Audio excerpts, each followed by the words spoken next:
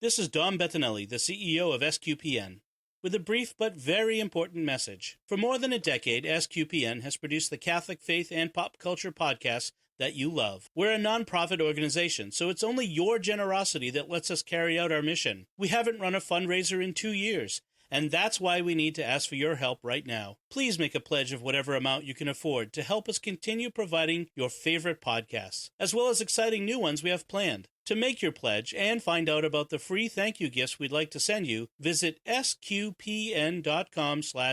That's sqpn.com/give. Thank you for your generosity. May we hear from you today? You're listening to The Secrets of Star Trek episode number 22. Captain to bridge. Spock here. Make it so. Surrender is not an option. Attention crew of the Enterprise, this is James Kirk. We are all explorers, driven to know what's over the horizon, what's beyond our own shores.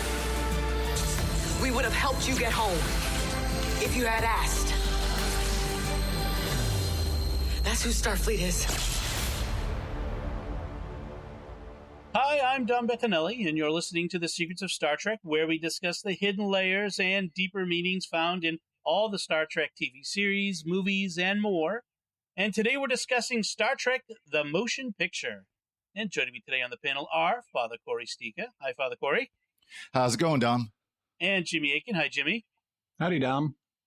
So just so you know, a little programming note. In the middle of this podcast episode, we're going to take about 5 minutes where we're just going to stare at the screen and there'll be some music. So if you're okay.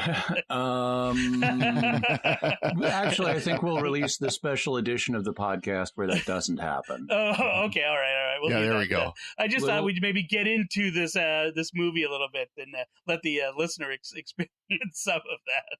Well, at least the visuals in Star Trek: The Motion Picture were a lot more interesting than just us staring at each other over Skype for 5 minutes. This is true. Yeah. So let's start off with a little bit about sort of how we got from the original series to this movie. I don't want to spend a lot of time on it because I want to talk about the movie itself too. But the movie came out in December 7th, 1979, a date that will live in infamy. And it was about over 10 years since the original series ended. Mm-hmm. And in that time period, a lot happened. Yeah. Especially syndication. That Yes. was Star Trek went to new levels of success in the syndication market. There was sort of a revival with the animated series, but obviously that was not something that would ultimately satisfy the fans. They wanted to see the live action Star Trek back. And eventually they were able to get this movie thing going. Right. And in between, there was an effort to have another Star Trek series, which is called Star Trek Phase 2. Right. Which got very close to actually producing a pilot. Right. And they were going to launch it with a TV network, which then didn't end up happening at the time. Right. And then, which is something that kind of happens later on with Voyager. Right. Interesting. Also, we had the space shuttle being named Enterprise. That was a kind of demonstration of fan muscle. Right. Exactly. Yes. That was where there was a space shuttle Enterprise that was a non-space going prototype. It was like the trainer, the test platform, so that they could test a lot of things like the non-powered landing and things like that. Right, exactly. And but NASA had a competition, as I recall, that to name this first space shuttle, and the fan results was so overwhelming, that it would become the Enterprise. Even though a lot of people at NASA didn't really like that. Right. Well, it could have been worse. It could have been done in the age of the internet, and they would have named it Shuttle McShuttleface. I was just going to mention. Bodie McBoatface. Yeah. Yeah, that's look up Bodie McBoatface on Google. Yep. You'll be entertained. I just think the people who it was a research vessel had a naming competition, and that's what the internet came up with, which I think is great. Oh yeah, absolutely. And they should have just gone with it, but they didn't. They gave it a more dignified name, but they did at least name like a probe that the research vessel has Bodie McBoatface. Well, and, to be fair to NASA too, where they might not have liked it being named the Enterprise, but they did make a big deal out of it. I mean, there's footage you can go and watch today where, many of the cast of the original series were at the announcement and the unveiling of this new space shuttle. Mm-hmm. Right. So I mean, they did make a big deal out of it, at least. Yeah. So then we got this movie. Yes, and so now we have the movie, and we also we should mention influenced by Star Wars, because Star Wars had come out in 1977, and suddenly sci-fi was the thing, and everybody wanted to have their own blockbuster sci-fi movie, and hey, we've got this property laying around here. We at Paramount, why should we leave money on the table? Let's blow it off, dust it off, and let's see what we can do with it. Star Trek fans have Star Wars fans to thank. I mean, that frankly, and let's be honest, there's a lot of cross-pollination here. I mean, there are a lot of Star Trek fans who are Star Wars fans. I'm among them. Absolutely, same here. But, we have to thank Star Wars for making sci-fi respectable. And now we've done that, and let's never speak of it again. So first I want to talk about the music that we start with. Yes. So the theme music that we get is not quite the TV show theme music, although it will be. Theme, right, the theme comes out a bit. Yep. But what we get is what turns out to be Star Trek music. Essentially, is based on this theme that we get from this movie for until today, even except for let's not speak of the Enterprise theme anymore. But except for that. Yeah, it's the famous trumpet one. It's not the woo from the original series. It's the trumpet fanfare from Next Generation. And this is it's actually called Enterprise. You look at the soundtrack, it's actually called Enterprise. And the reason they do that is because we first encounter it when we're getting a visual external tour of the Enterprise that goes on for at least 5 minutes, depending on which version you're watching. Right. Yes, exactly. Jerry Goldsmith is the composer. Thank you. Yeah. Music guy was the word coming in my head. And for those who might not remember this particular theme, this is the theme that was then used for Next Generation. That's what I think most people know it better as. Is Next Generation theme, not the motion picture theme. Right. Although there are elements of the theme which Next Gen doesn't use, but stick with the Star Trek movies. They didn't want 5 minutes opening credits in Next Gen. Yeah, well, exactly. I mean, but there are thematic elements that are uniquely the original series movies. Another bit of music, and this kind of leads into the next thing we'll talk about. But another bit of music is the Klingon theme, which is very clearly based on Gustav Holst's The Planets. I was going to say Jaws. Well, it's Mars is one of the. So he does this.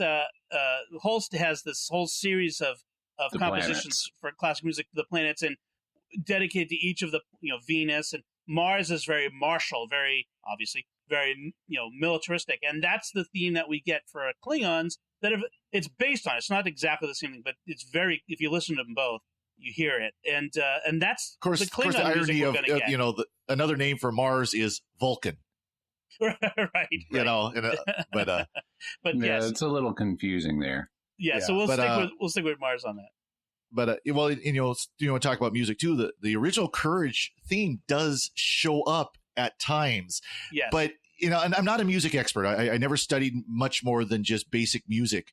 But to my ear, it sounded like it was almost different key, like a minor key or something. It wasn't exactly the same key as it is in the opening credits for the original series. Like they would use it in different, almost more perilous situations. As the ship, as the Enterprise is going into the enemy ship, that's where they would use it. Right. Right. That's true. Yeah, like the situations that feel classically Star Trek. I think that's sort of the idea is this is a Star Trek moment. Exactly. That idea. Which is what cinematic music is there to tell you. What kind of moment we're having.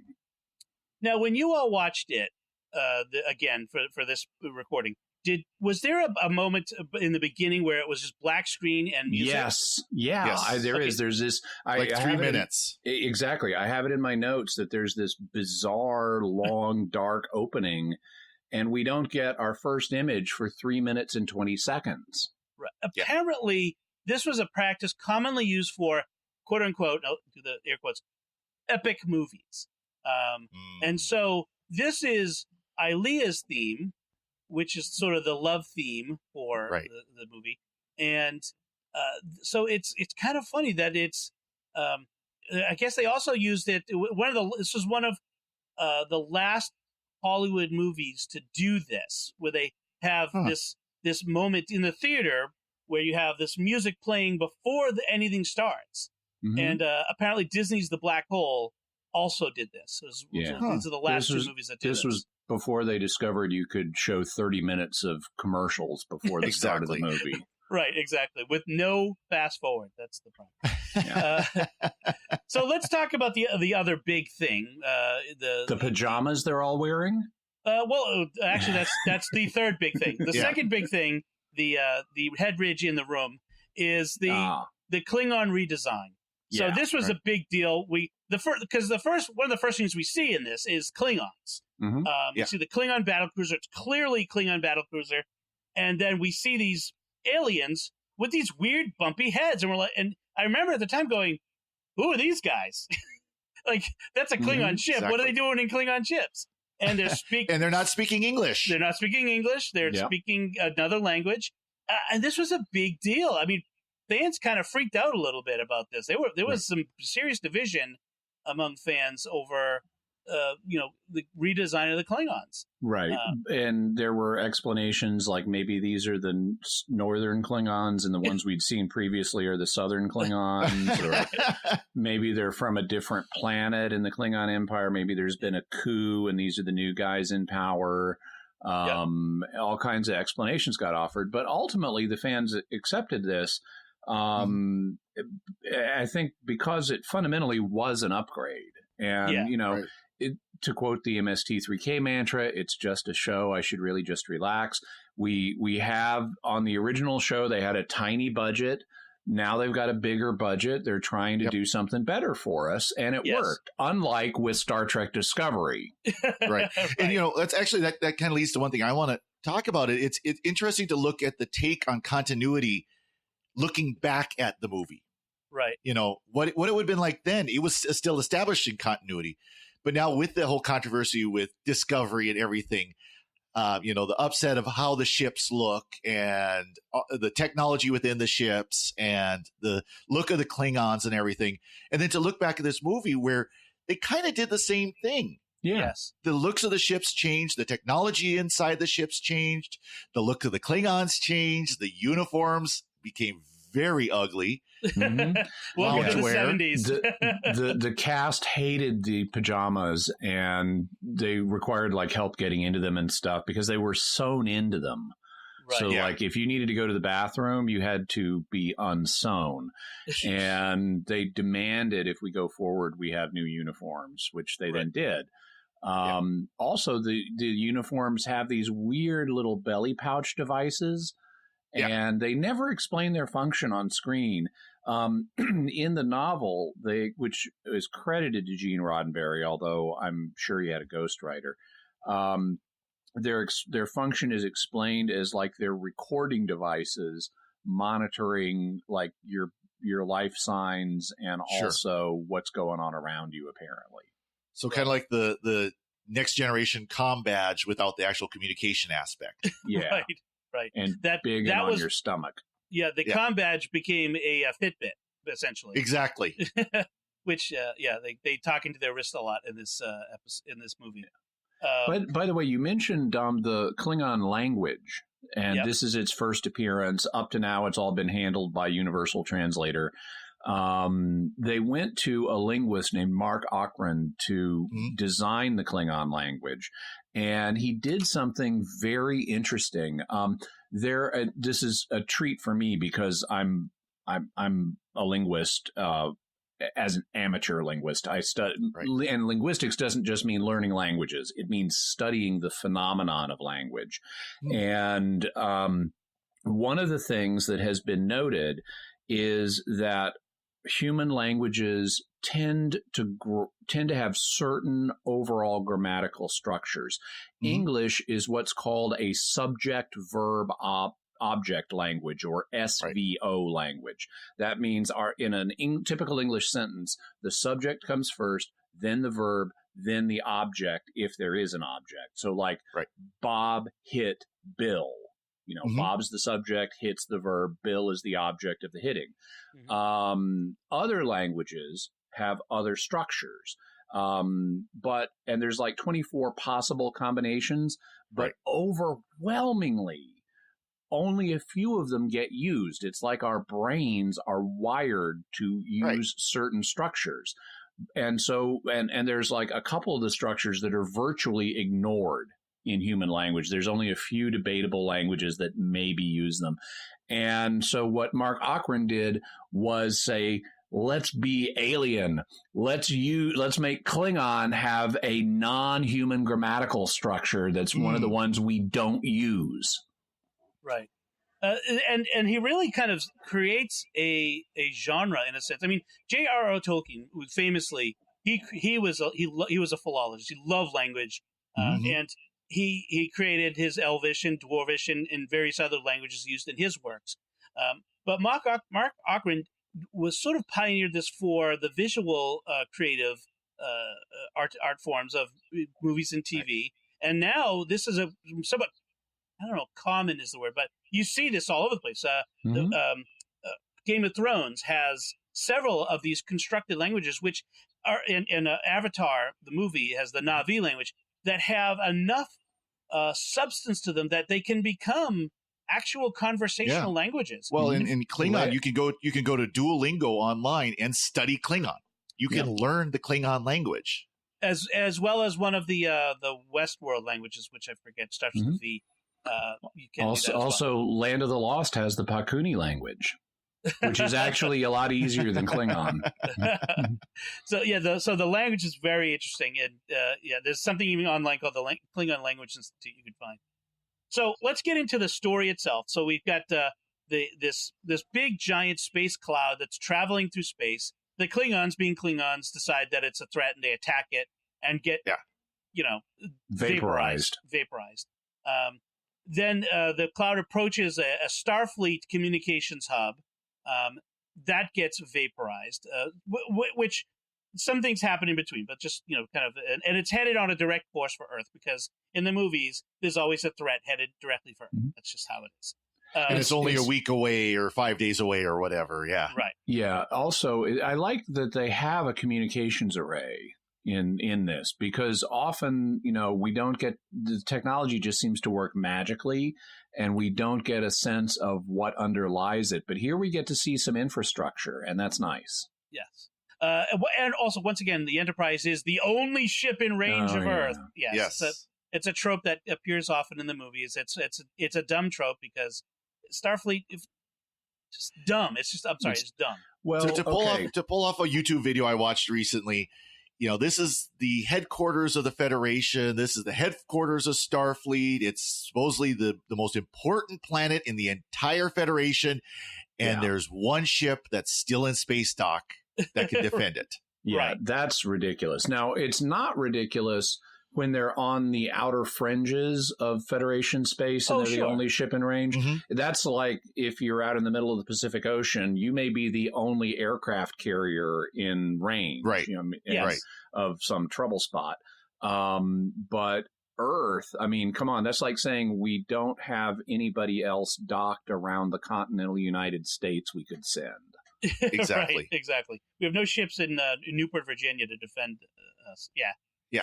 So, and at the start of this, after the end of the 5-year mission, some of the crew scattered, moved on to other assignments. Some stayed with the Enterprise, which went in for refit.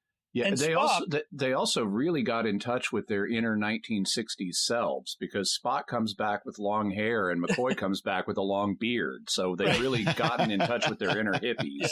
McCoy retired. And Spock went back to Vulcan to go through something called the Kolinar, which we've never heard of before, but is apparently a Vulcan ritual in which they purge all emotions. So as we've established, Vulcans have emotion, but they keep it suppressed and they don't express it, preferring to use logic instead of emotional responses.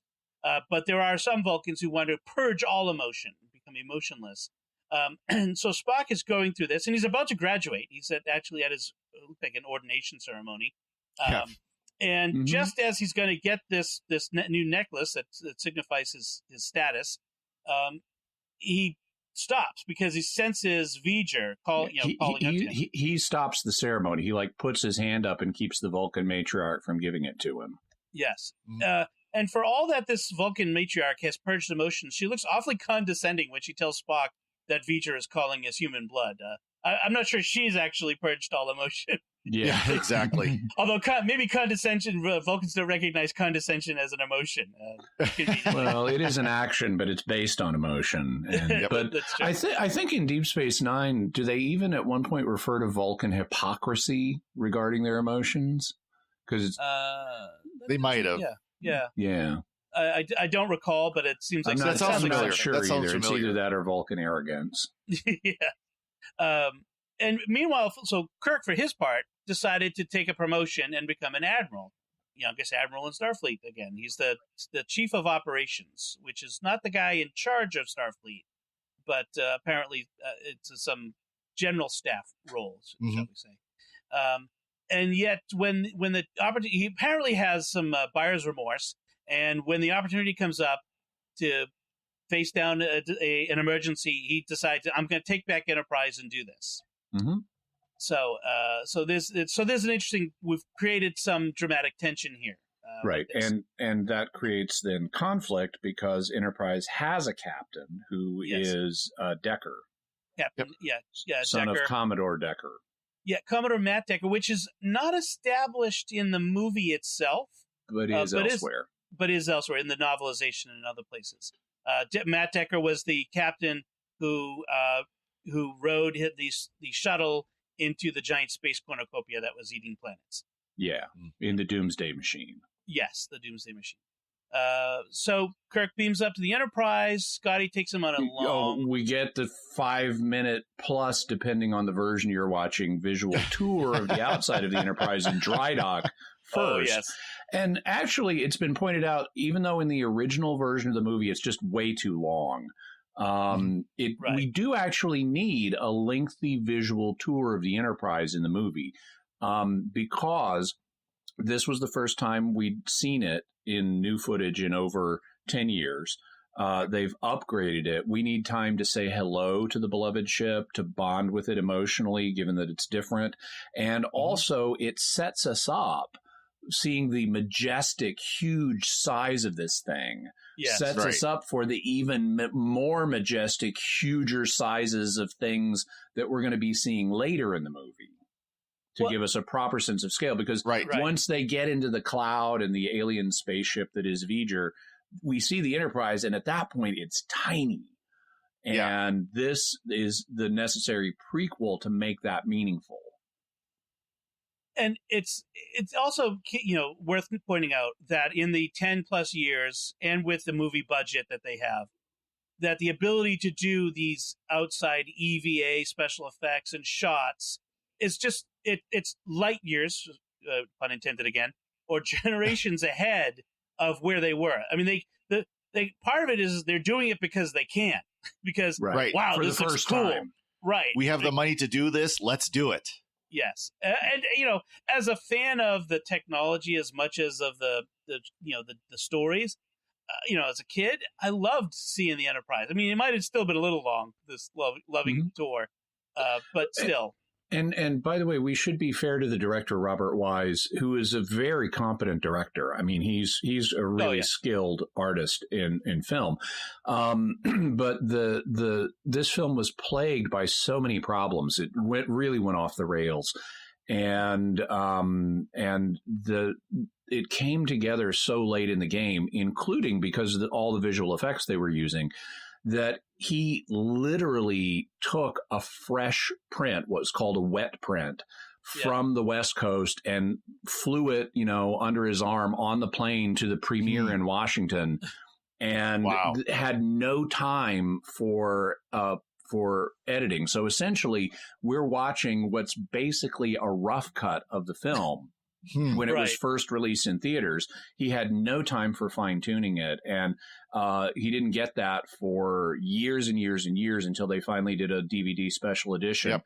And he got to go back in and tighten and polish and things like that. And that's what I watch. I ended up watching the director's cut that came out in 2000. And it really is a much tighter film. I think I'm going to go back and watch that again because I wanted to see the long version, but I do want to come back and look at that director's cut and compare. So one of the things there are scenes that I remember from watching years ago that I didn't see when I rewatched this last night. Yeah, and it's because of that, because they cut a lot out. Not a lot, but they cut a bit out. Yeah. One of the things that comes up is the actors themselves thinking about the film. As Leonard Nimoy, for instance, said that in 1983, he said about it that it's a finely crafted film, but from an actor's point of view, it was frustrating because we didn't feel like we were getting to play the characters that we enjoyed playing in the way that we knew how to play them. And that's part of it because, Spock is now this different, he's gone through this change. He's not the Spock of the show, of the TV show. Kirk is different. McCoy is different. And I think that's was a little bit wrenching for the fans as well. Yeah, the actors are very disconnected from each other. We don't have the interpersonal character dynamic that we normally do. All the attention is on V'ger, the threat in this, which doesn't even get a name for most of the movie. Right. But it's all the attention is riveted on that. The characters don't have time to breathe and interact with each other. And that was one of the big changes in the next movie, Wrath of Khan, where we have much more of the established character dynamic. And to be fair, to keep it within the story, you'd almost expect that they had separated for a number of years. One source I said it was only 3 years. Yeah, it was 2 or 3 years. Yeah. And so they had to almost kind of relearn each other again because they'd been away for a few years. They had gone their separate directions. So you could kind of understand that. But that being said, it did kind of weaken the movie a little bit. Well, another thing that Nimoy said much later in 2012, so very recently, in fact, is that they were kind of going for, like Robert Wise, Gene Roddenberry, he thinks that they were trying to go for a 2001 A Space Odyssey kind of thing, like Kubrick had done. Oh, yes. So a cold, cool, we're out here in space and it's kind of quiet and things move very slowly sort of feel. You definitely see that during the rocket pack scene. That very much was 2001 influenced. Yeah. Yes. Well, and all that traveling through V'ger is, effectively a ripoff of the end of a 2001, where it's this huge outer space psychedelic experience. Yeah. I have to make a confession. I fell asleep at one point while watching that. It's just like, it was familiar to me, and so not new, and therefore I kind of fell asleep. Anyway, so that's an interesting aspect of the way this movie turned out. So back to the movie itself. So like the crew, we have the crew back. We have Uhura, we have Sulu, we have Chekhov, we have everybody there. We have Decker has been added. We even have Janice Rand as the transporter chief, which is an interesting promotion for her. Mm-hmm. We also have a great scene where they're all gathered in the recreation deck with Kirk to address them all, the entire crew. And we have a bunch of aliens, as well as a couple of Native Americans in traditional garb.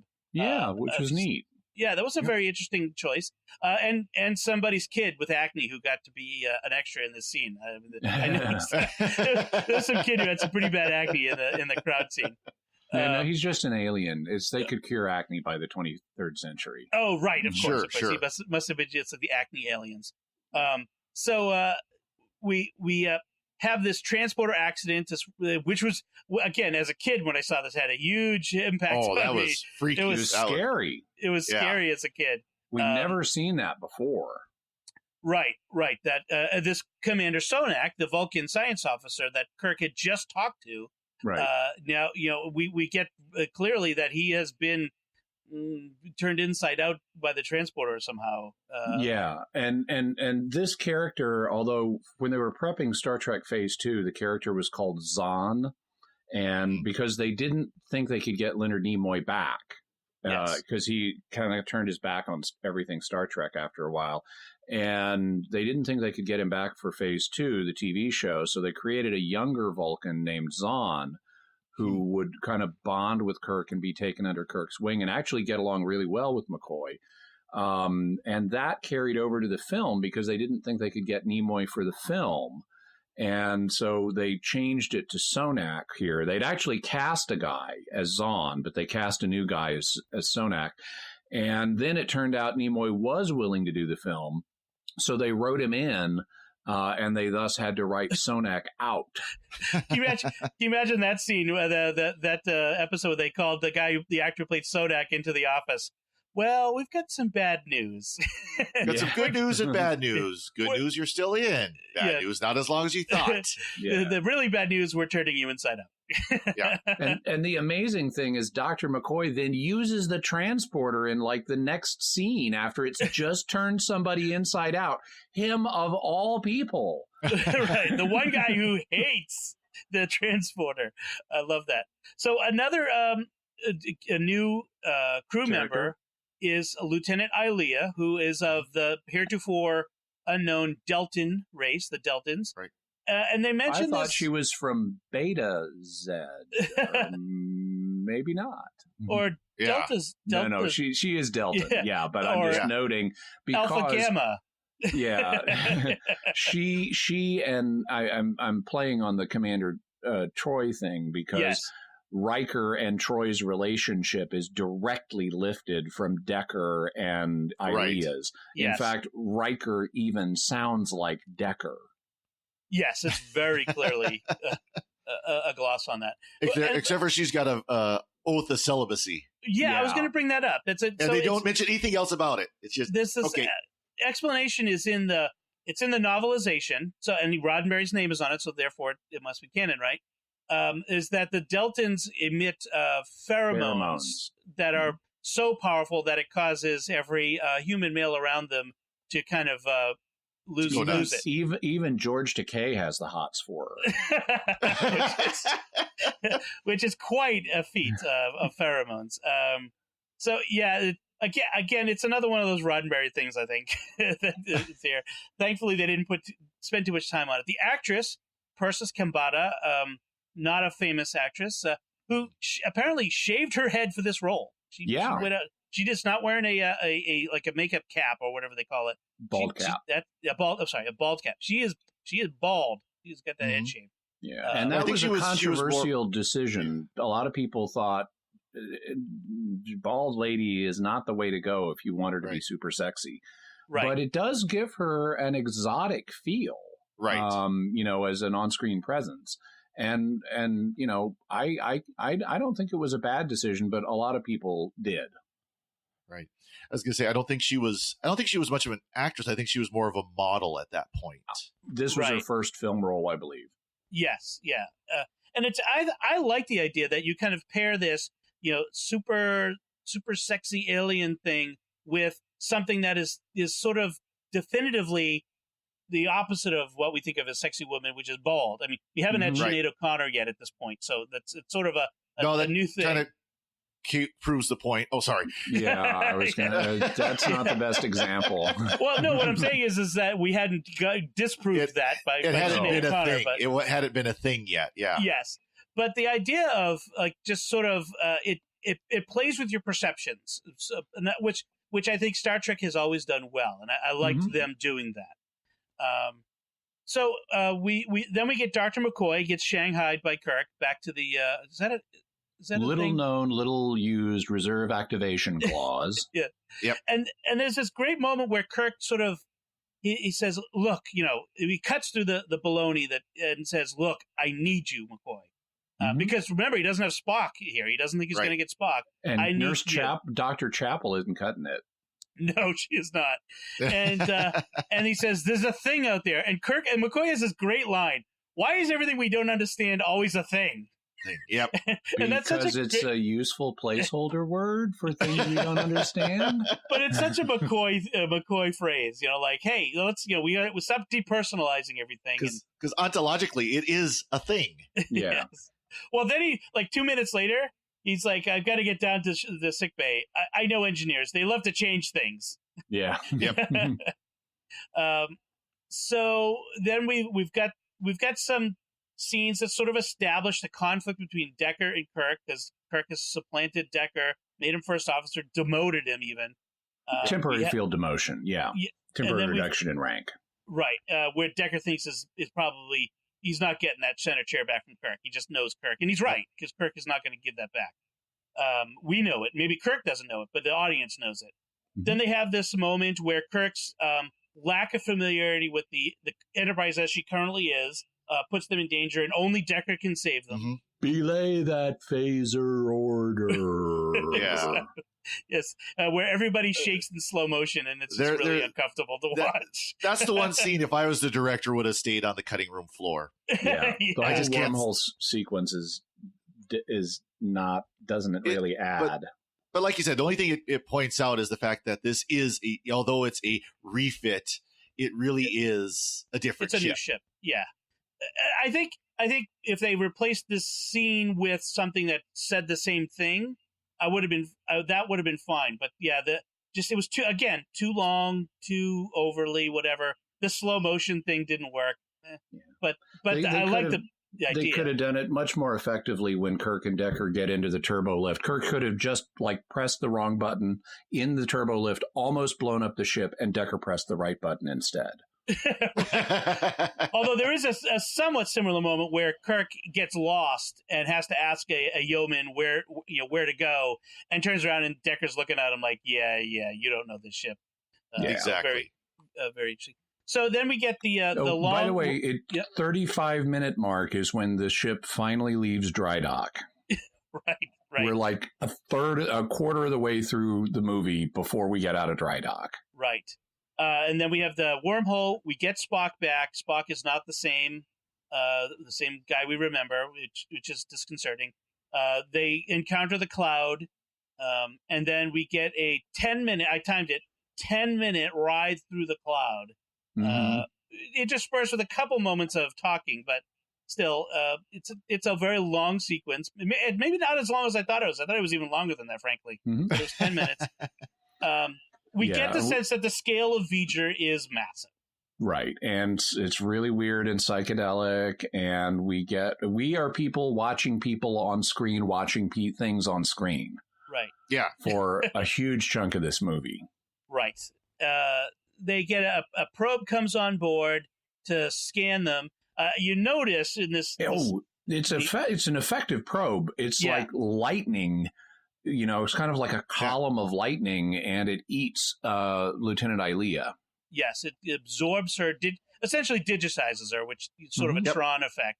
She's dead. So let's talk about. It looked like a painful death too. She's like, yeah. Let's talk about that for a second. Is Ilea dead at this point?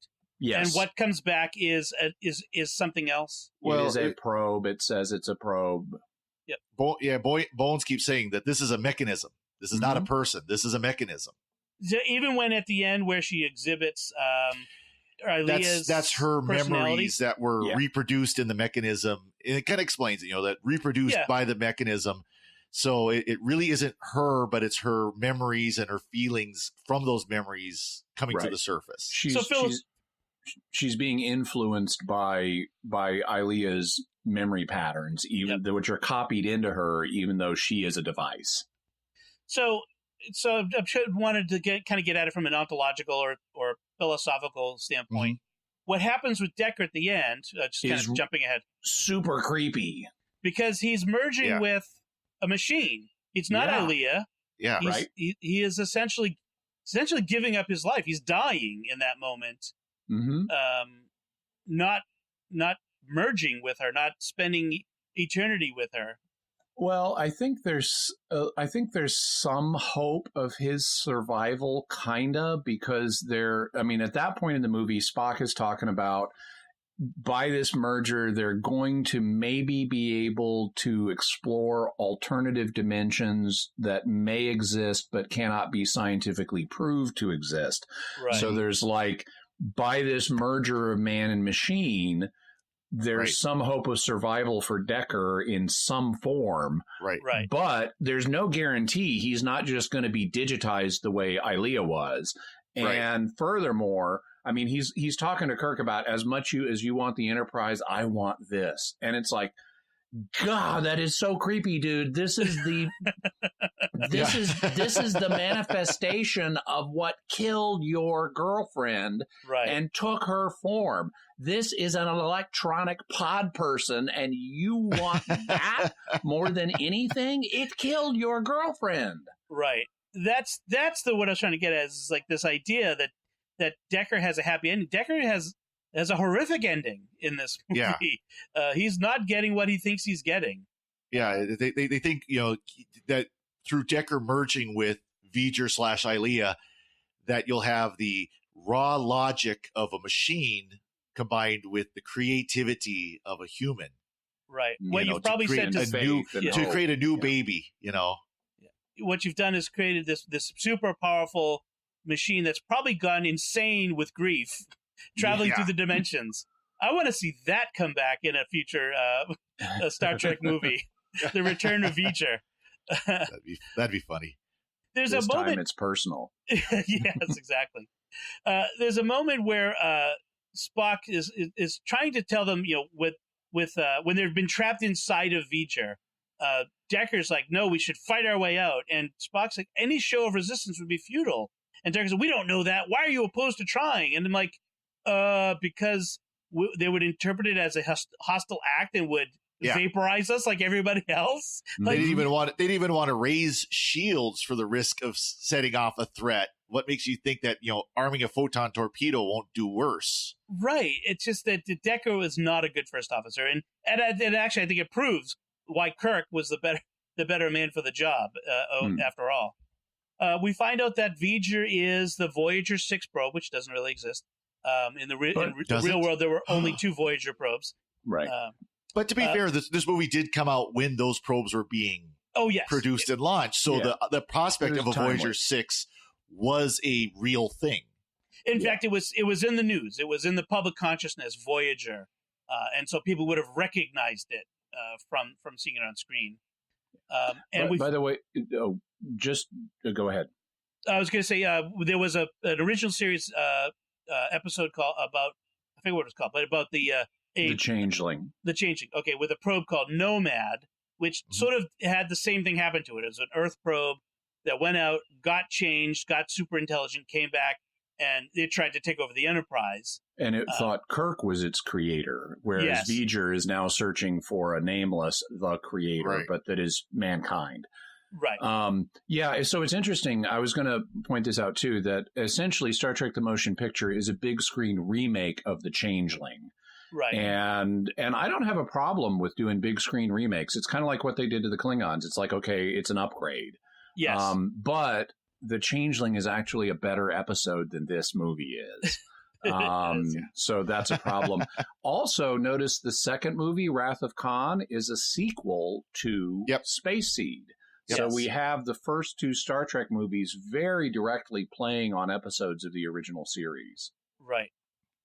By the way, one illustration of why The Changeling is better than this, The Changeling is like, for whatever it is at the time, 45, 50 minutes long. Yes. Well, there's a moment where they've finally gotten to the core part of V'ger, where the Voyager probe itself is, and it's acting up. And Spock has this line about V'ger is a child. He's got this major revelation.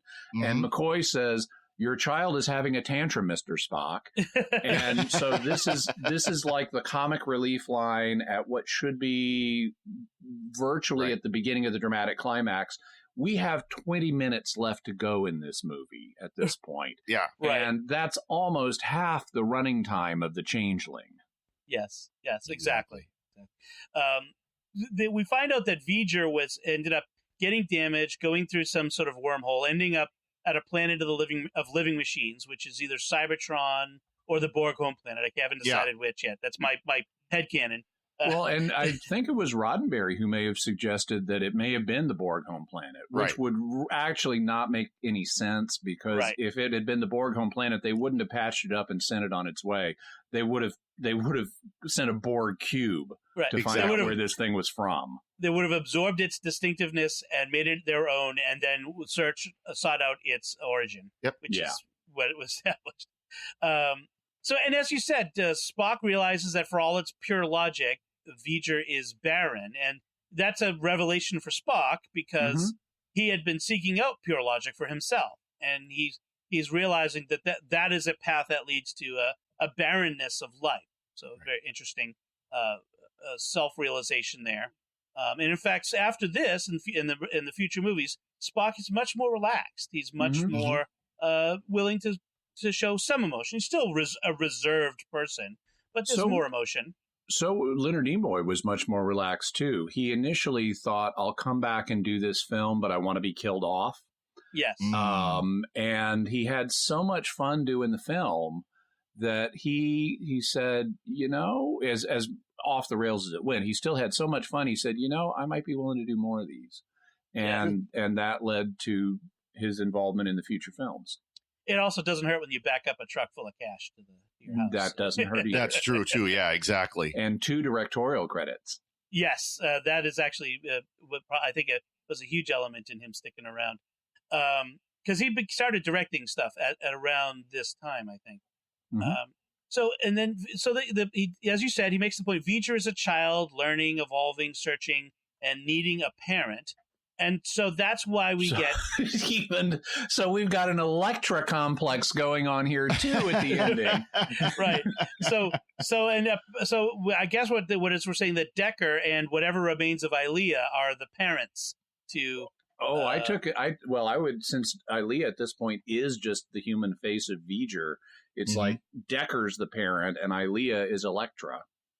Well, in one sense, it's Ilea's memories and personality, I guess, is what I don't know. It's weird enough as it is.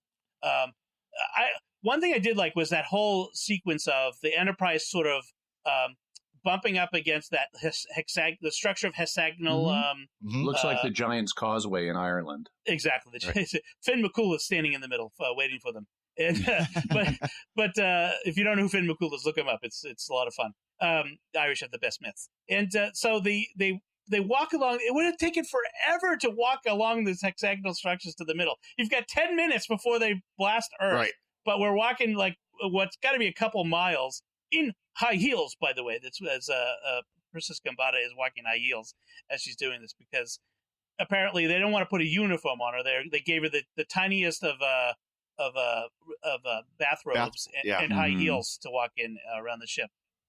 And in her probe form, she's got this little glowing red crystal oval in the middle of her clavicle, and that actually was a real problem for her, because the technology was so primitive at the time. They had to light it.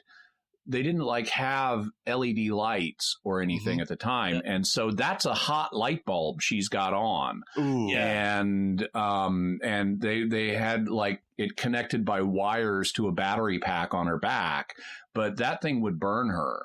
Oh wow. Boy. What people do for their art. Ugh. Yeah. So one of the things it kind of came out for me is why was Decker so intent on joining with V'ger? Like that whole, as much as you want Enterprise, I want this. His relationship with Ilea is never really established. Like that's one of the major structural problems with this movie, among the others. Is this idea. They do hint at it, but they don't display it. We never get any big time romance between them early on in the movie. No, right. Like he goes from, I am the captain of the Enterprise. This is my ship too. Well, I can't have the ship, so I'm going to do this instead. Like it's exactly. It's too quick, too much. He's on the rebound from losing the Enterprise. Yep. Captain's always married to his ship. This is just his rebound. He's going to run off with the alien cyborg machine. Yeah. Machine. And so, once they've solved the problem, which the MacGuffin is dealt with. V'ger evolves and goes to another plane of existence, and Kirk, again we've got that moment where they're back on the Enterprise bridge, and Kirk says, "I think we gave it the ability to create its own sense of purpose out of our own human weaknesses and the drive that compels us to overcome them." And that's sort of the theme for this, right? Each of the characters have, especially Kirk, let's just say, has done the same thing. He's out of his own human weakness, his desire to sit in that chair, and he's overcome it to really do a service to humanity or to the Federation, whatever. I think that's the theme we're supposed to take from it. Yeah. So and then we end with them going off on their second what fans have established as a second 5-year mission before the Wrath of Khan. So any final notes on this movie? I just have some little ones, just in terms of like small things that I liked in the movie. In the opening sequence, before Kirk shows up, when we're getting shots of San Francisco in the 23rd century, we have a shot of the Golden Gate Bridge, which is now like a turbo bridge. It's got one of those hamster habit trail tubes over it now. I liked that. When we finally get onto the bridge after the kind of elegiac tour of the outside of the Enterprise, all of a sudden the bridge is chaos, and you got all these people talking over each other, and they're trying to wire stuff up. And because we're told the Enterprise has been in refit for 18 months. And there's a guy doing something to the ceiling. I assume he's installing lights or something, but he's floating on this little circular footpad that's floating above the ground. And I like that. I want one. Yeah, exactly. I liked how we have security guards in this who are wearing this kind of padded body armor that makes them look like moops ball players from the Legion of Superheroes. Yes. It's nice to see. If you're you might want more than just a red shirt to protect you. Exactly. That makes sense. Kirk, and I kind of don't like this as much, but Kirk's captain's chair has these fold-in armrests that are movable. Yeah. And they later use that a little bit more in other movies. And then Kirk has a really great line at one point talking about V'ger before they know that V'ger is like a single thing. They think there may be a crew or something on V'ger. And at one point, they're talking about where they've put the Enterprise, and Kirk says, now that they've got us just where they want us. Yeah. Right. Which is a reversal of the normal line of we've got them just where we want them. Right. Yep. And then they have a kind of unfortunate line where they're talking about the closed orifice and things like that. Yeah, exactly. Yes, we know exactly what that kind of looked like. Father Cory, any notes? One personal note. My first exposure to this movie as a kid wasn't the movie itself. Mm-hmm. I don't know if you remember from Buena Vista Records, which is Disney. It's a Disney recording studio. They had read-along books, where they're little books, book like 24-page book and a cassette, or started out with records, but by the time I got to them, they were cassettes. And I was remembering this as I was watching it. My first exposure of this movie was one of those. I had the Star Trek motion picture read-along book and cassette. I wish I had it today because it's probably worth some money now if it's in halfway decent shape, which I doubt it was by the time me and my brother were done with it. Did they use some of the soundtrack from the movie on the cassette, or was it like a fresh read? It was as I recall, it was a fresh read. You can actually, I found it on YouTube, and I was going to go and look at it. I didn't get a chance to. Someone has recorded it where they've, took a camera and had it on the book and played the cassette, and then you can, flip the pages. So you can go and look at that today. If you search for the Star Trek motion picture read along, you can find it. But awesome. It's kind of one of those, I flashed. It's like, oh yeah, I remember that. So I knew the story before I actually saw the movie. Interesting. I think I had the Pete's Dragon version of that. I think I might have had that one too, actually. The Helen Reddy and the Disney movie. One of the things you said, Jimmy, kind of reminding me that this was the first time we saw Earth in Star Trek after the cage, the first pilot. So we saw like a fantasy of the Mojave Desert. Right. In that. Well, 24th century Earth, because we did see like 1960s Earth in Return to Tomorrow. Right. That's Ash would have meant. Yes, thank you. And so they see Earth. This is also where it is established that Starfleet headquarters is in San Francisco. Right. We hadn't had that established before. So, and that becomes canon going forward, and Starfleet Academy is there as well, and that sort of thing. In later movies, we'll establish that the Federation's seat of government is in Paris. Interesting. By the way, I've been to the future site of Starfleet headquarters. There was a Morris dancing convention a couple of years ago up in San Francisco, and so I made sure I went to the exact site of Starfleet headquarters on the north side of the Golden Gate Bridge.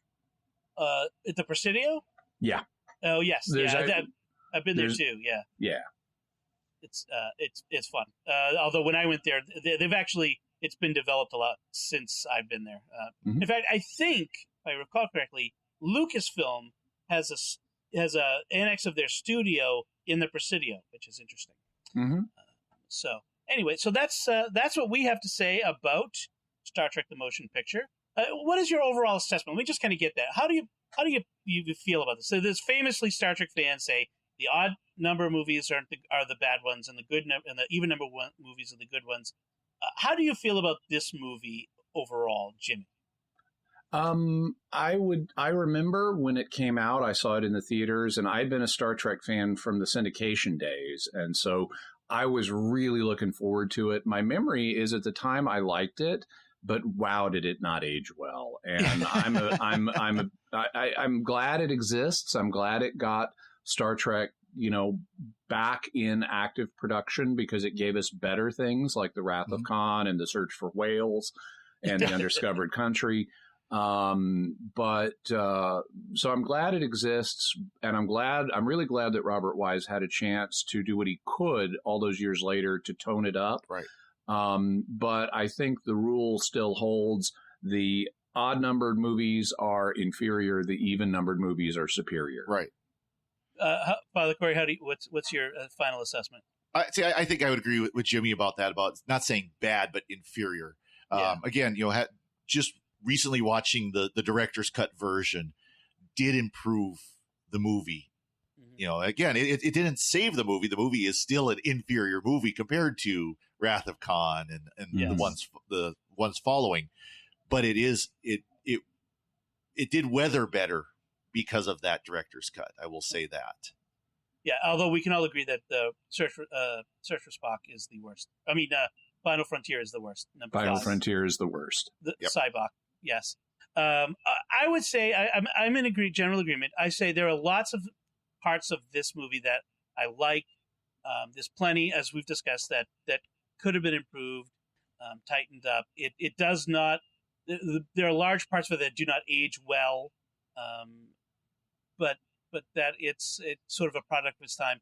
But it's still Star Trek, and it's still a fun romp with the characters that I love, and that's in those moments where it's not boring me to sleep. I'm still glad it's there, and I'm glad I watched it again. So that's it. That's it from us. So what did you think of Star Trek: The Motion Picture? What do you think of what we had to say about it? We want to hear from you. We want to start putting some feedback from our audience into our future episodes of Star Trek, The Secrets of Star Trek. So either go to sqpn.com/trek or to the SQPN Facebook page, find the link to today's show and leave a comment there. Or you can, if you don't have Facebook, you can send us an email to trek@sqpn.com. You can leave us a Twitter response at SQPN on Twitter. And you can find links to all of our personal social media and our websites on our show notes on sqpn.com. If you can, please go to iTunes, Google Play, TuneIn, Stitcher. Leave us a review there to help other fans find us and recommend us to your friends, especially your friends who are Star Trek fans. We really appreciate it. That's how our show reaches new people. We'll be back next time when we'll be discussing Encounter at Farpoint. Exactly. The pilot episode of Star Trek The Next Generation. And you have a nice preview there of how we feel about it. Which will actually make for fun listening, because we will not be kind. Well, let's be honest, folks. The best shows are the ones where we don't really like the thing that we're reviewing, because we have the funniest responses. So until then, Jimmy Akin, thank you for joining me and sharing the secrets of Star Trek. Live long and prosper, Dom. And Father Cory Sticha, thank you as well. Yeah, thanks, Dom. Once again, I'm Dom Bettinelli. Thank you for listening to The Secrets of Star Trek. And remember, capture God, V'ger's liable to be in for one heck of a disappointment. This is Dom Bettinelli again. We hope you've enjoyed this podcast and that you'll help us keep producing the podcast you love. Thank you for your generosity. To make your pledge and find out about the free thank you gifts we'd like to send you, visit sqpn.com/give. That's sqpn.com/give.